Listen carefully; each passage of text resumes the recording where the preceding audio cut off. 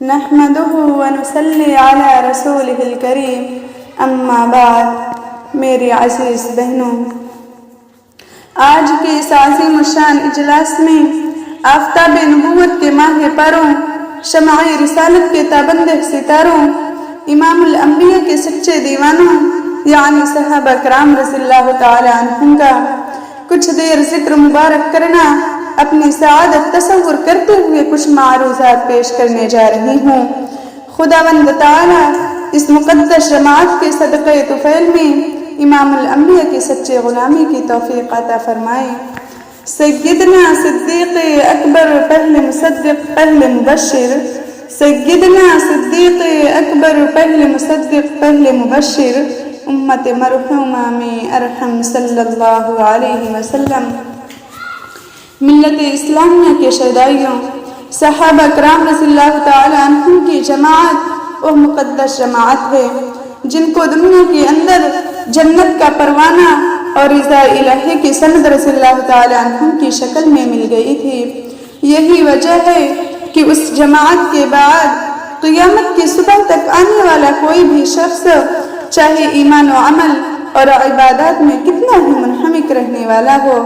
لیکن صحابہ کرام رضی اللہ تعالی عنہم کے مقام و مرتبہ تک پہنچنا تو دور کی بات ہے، کوئی ان کے اوصاف جمیلہ کو بھی کامل و مکمل طور پر اختیار کرنے کی قدرت بھی نہیں رکھتا۔ اسی واسطے حضور اکرم صلی اللہ علیہ وسلم نے ارشاد فرمایا، لا تسبوا اصحابی فلو ان احدکم لو انفق مثل احد ذهبا ما بلغ مد احدهم ولا نصفه۔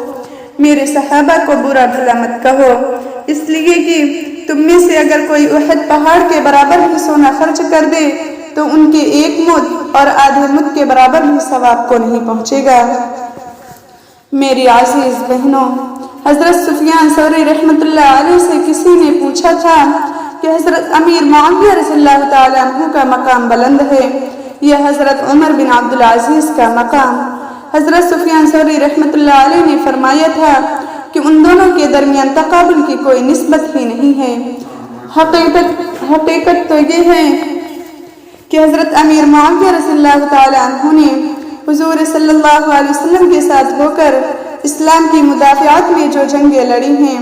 اور اس جنگ کے درمیان حضرت امیر معاویہ رضی اللہ تعالی عنہ کے گھوڑے کے ناک میں جو گرد گئی ہوگی اس گرد کے برابر بھی حضرت عمر بن عبدالعزیز نہیں پہنچ سکتے، اس لیے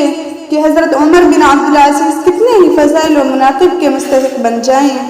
لیکن حضرت امیر معاویہ رضی اللہ تعالی عنہ کی طرح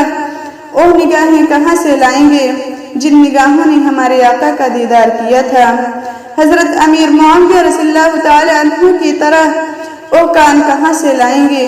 جن کانوں نے حضور پاک صلی اللہ علیہ وسلم کے اقوال کو براہ راست سنا تھا؟ وہ زبان کہاں سے لائیں گے جس زبان سے حضور اکرم صلی اللہ علیہ وسلم سے براہ راست تکلم کا شرف حاصل ہوا تھا؟ یہی امیر معاویہ رضی اللہ تعالی عنہ ہیں کہ جب ان سے ایک اجتہادی غلطی کی بنا پر حضرت علی رضی اللہ تعالی عنہ سے جنگ ہوئی تو روم کے بادشاہ نے ان کو خط لکھا تھا کہ اے امیر معاویہ، میں نے سنا ہے کہ تمہارا امیر تم سے خفا ہو گیا ہے تو میں تمہارا ساتھ دینے کے لیے تیار ہوں۔ تو امیر معاویہ رضی اللہ تعالی عنہ نے اس بادشاہ کو خط لکھا تھا کہ اے رومی کتے، اگر تو نے ہمارے درمیان پائے جانے والے اختلافات سے فائدہ اٹھانے کی کوشش کی تو سنو، میں حضرت علی رضی اللہ تعالی عنہ کا ادنا سپاہی بن کر تمہارا مقابلہ کروں گا اور تمہیں شکست فاش دے دوں گا۔ حقیقت تو یہ ہے کہ صحابہ کرام رضی اللہ تعالی عنہ کی قربانیاں، جانفشانیاں اور اسلام پر سرفروشی کے واقعات اس قدر ہیں کہ چند منٹ کی اس تقریر میں اسے بیان کرنا ناممکن ہے۔ زباں کاٹ لو یا میرا سر اڑا دو، زباں کاٹ لو یا میرا سر اڑا دو، نہ بدلیں گے ہرگز خیالات میرے۔ میری عزیز بہنوں، میں نے صحابہ کرام رضی اللہ تعالی عنہ کے متعلق چند باتیں ذکر کی ہے۔ اب ہم خدا تعالی سے دعا مانگتے ہیں کہ خدا تعالی ہمیں صحابہ کے نقش قدم پر چلنے کی توفیق عطا فرمائے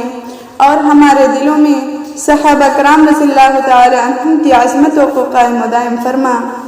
آخر میں یہ کہتے ہوئے رخصت ہونا چاہتی ہوں، کیا لوگ تھے جو راہ وفا سے گزر گئے،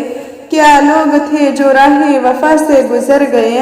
جی چاہتا ہے نقش قدم چومتے چلیں۔ وآخر دعوانا ان الحمد للہ رب العالمین۔